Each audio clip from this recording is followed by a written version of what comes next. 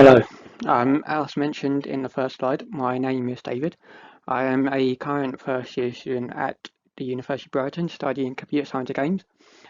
And today we are going to cover my first year on the course and also a closer look at one of the subjects/modules that I studied, which was game design.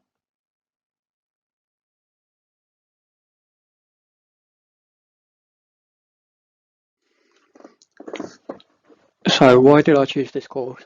There was a couple of reasons why I chose this course. I wanted to do a games course. I've always had an interest in gaming, playing games, and the esports side, and I always wanted to get the chance to actually work in the games industry. So this was a perfect opportunity for me to do that, and also being in Brighton, it was only an hour's train ride away from London, and there's over 100 like independent and smaller games companies in Brighton itself. And I also got to learn the computer science side of things. And regardless of if you're doing computer science games or digital games development, for the first year, all the modules are the same, as you'll find out in the next slide. In terms of where I want to go after this, because most of the games companies are pretty local. So in terms of just in London, you've got Sony and Rockstar, and then just outside London, you've got Sega, Microsoft in Reading, and EA in Guildford. And then in Brighton, you've got the likes of all of these smaller mobile games companies. So I've got a lot to choose from, and if I can get a good placement for my placement year, then I hope that I perform well enough that they actually take me on after I finish my uni degree. So in terms of my first year of studying, there are 6 modules that I had to learn: Introduction to Programming, Computing Technologies, Introduction to Web Development, Working in the Digital and Games Industry, Introduction to 3D Modeling and Animation, and Introduction to Game Design and Development. So in terms of those modules, I really enjoyed doing 3D modeling and animation, working in the digital and games industry, and game design and development, purely because they were all game related. And then I also enjoyed doing web development, which involves me having to build a website, which I wasn't new to, but some of the stuff that I was taught I was new to. Computing technologies and programming were, for me personally, a little less interesting, purely because I enjoy the game side to it more than the computer science, computer science side to it. And in terms of ways that I was studying, it was by reading books. So each module will give you a reading list with suggested books and extra material that you can read.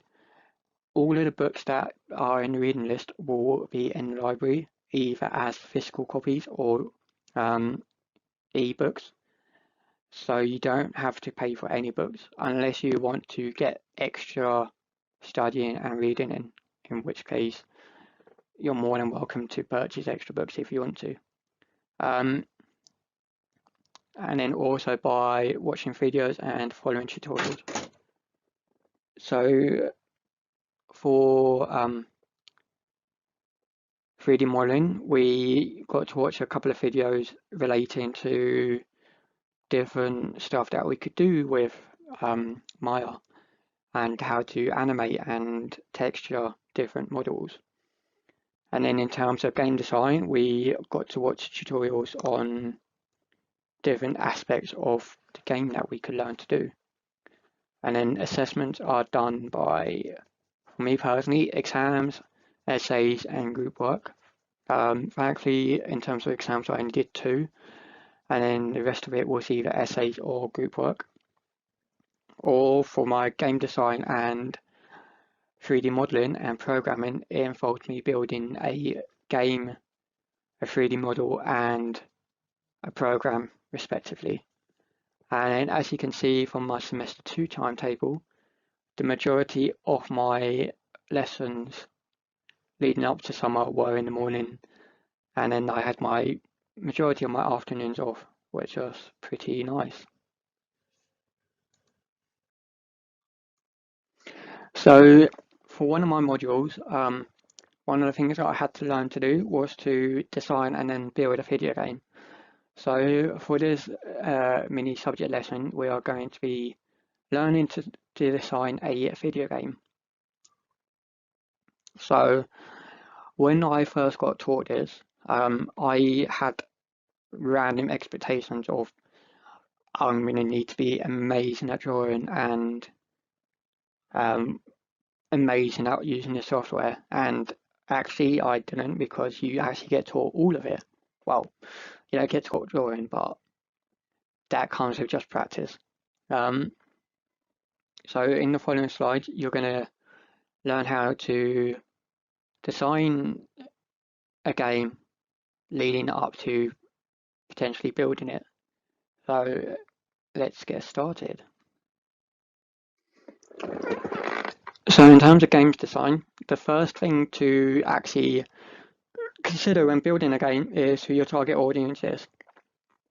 Is it going to be kids, young adults, people that commute to and from work each morning, each day, or die-hard gamers? Each one plays a different type of game.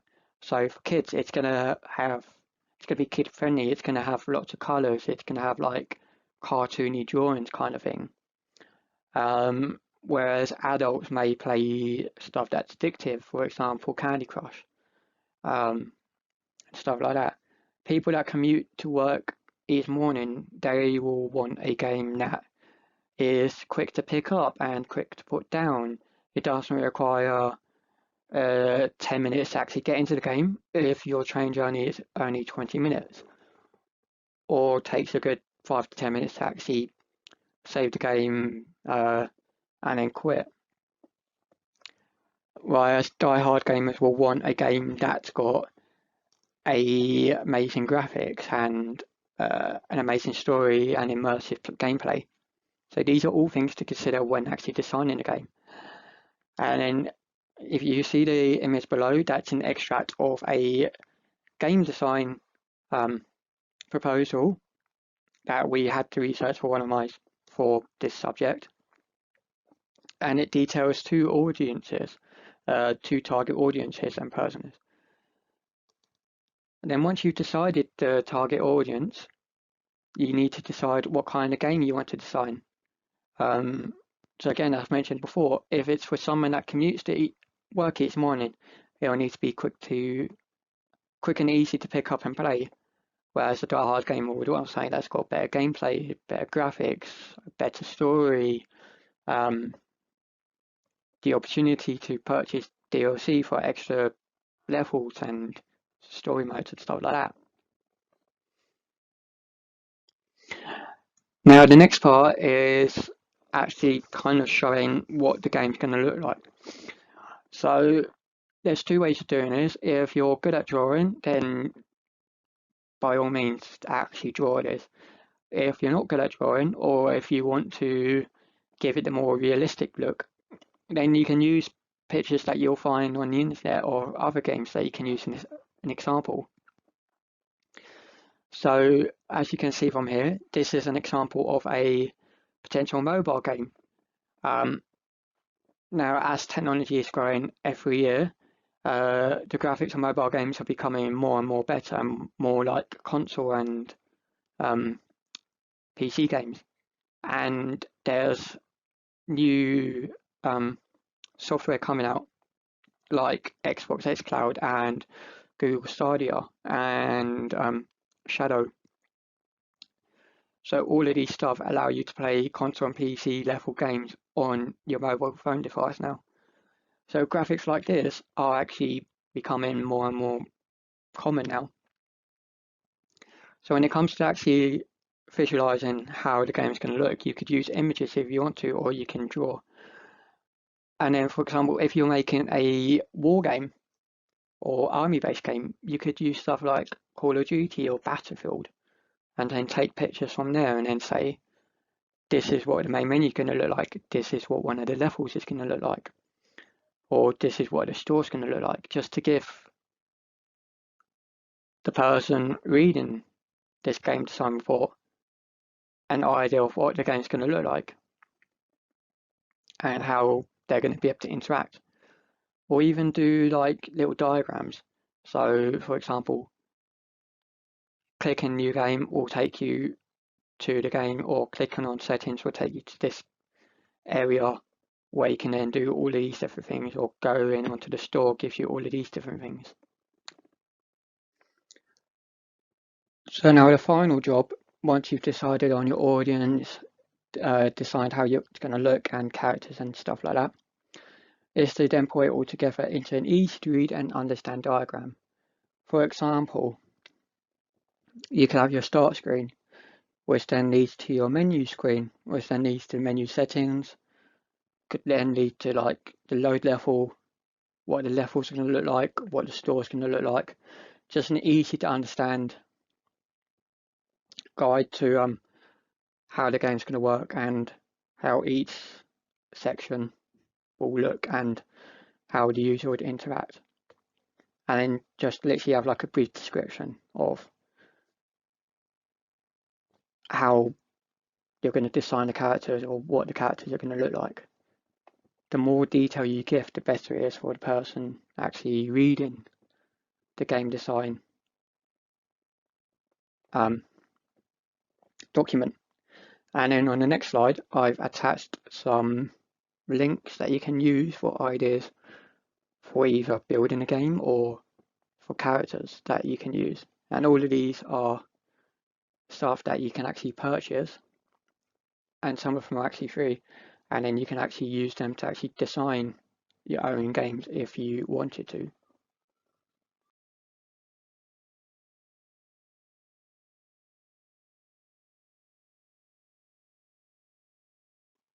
Finally, I'd just like to say thank you for watching this presentation, and I hope this has helped you learn more about designing games and what the course or courses are about, and hopefully get to see some of your work very soon.